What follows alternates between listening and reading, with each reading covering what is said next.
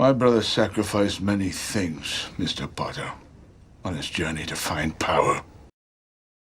Are you talking about your sister? When my sister was 6 years old, she was attacked, set upon by 3 Muggle boys.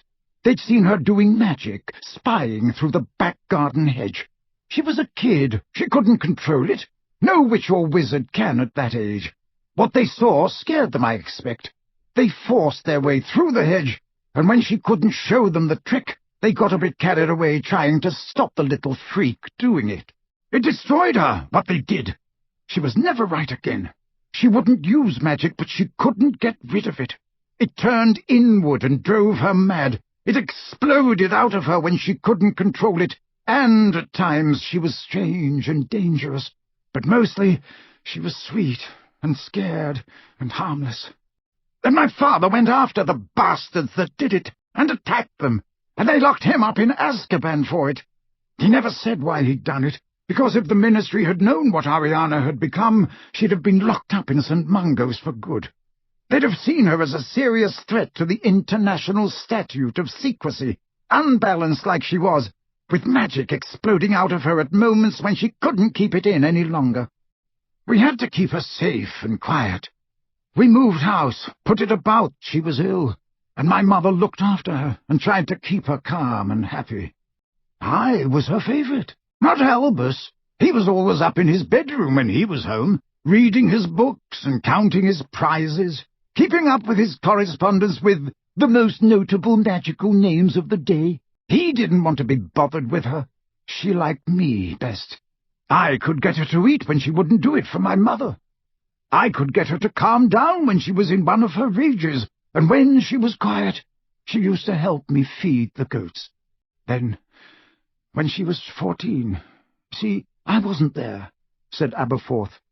If I'd been there, I could have calmed her down. She had one of her rages, and my mother wasn't as young as she was. And it was an accident.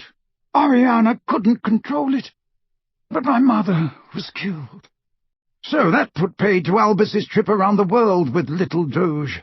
The pair of them came home from my mother's funeral, and then Doge went off on his own, and Albus settled down as the head of the family. I'd have looked after her. I told him so.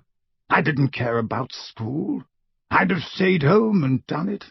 He told me I had to finish my education, and he'd take over from my mother.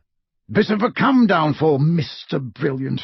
There's no prizes for looking after your half-mad sister, stopping her blowing up the house every other day. But he did all right for a few weeks, till he came, Grindelwald. And at last my brother had an equal to talk to, someone just as bright and talented as he was.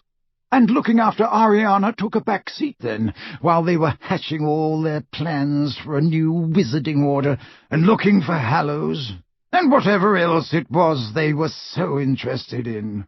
Grand plans for the benefit of all wizard-kind. And if one young girl got neglected, what did that matter when Albus was working for the greater good? But after a few weeks of it, I'd had enough, I had. It was nearly time for me to go back to Hogwarts, so I told them, both of them, face to face like I am to you now. I told him, you'd better give it up now. You can't move her, she's in no fit state. You can't take her with you wherever it is you're planning to go when you're making your clever speeches, trying to whip yourselves up a following. He didn't like that. Grindelwald didn't like that at all.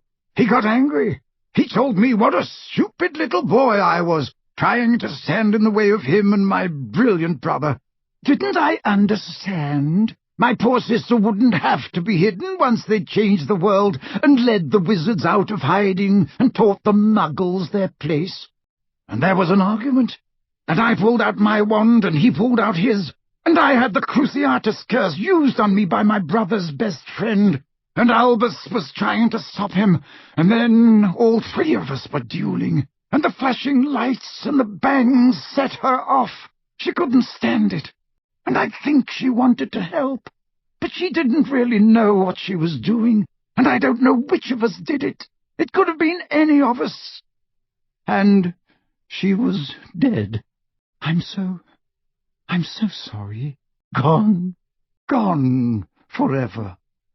Course, Grindelwald scarpered. He had a bit of a track record already, back in his own country, and he didn't want Ariana set to his account too. And Albus was free, wasn't he? Free of the burden of his sister, free to become the greatest wizard of the... He was never free. I beg your pardon? Never. The night that your brother died, he drank a potion that drove him out of his mind. He started screaming, pleading with someone who wasn't there. Don't hurt them, please. Hurt me instead. Aberforth seemed lost in contemplation of his own knotted and veined hands.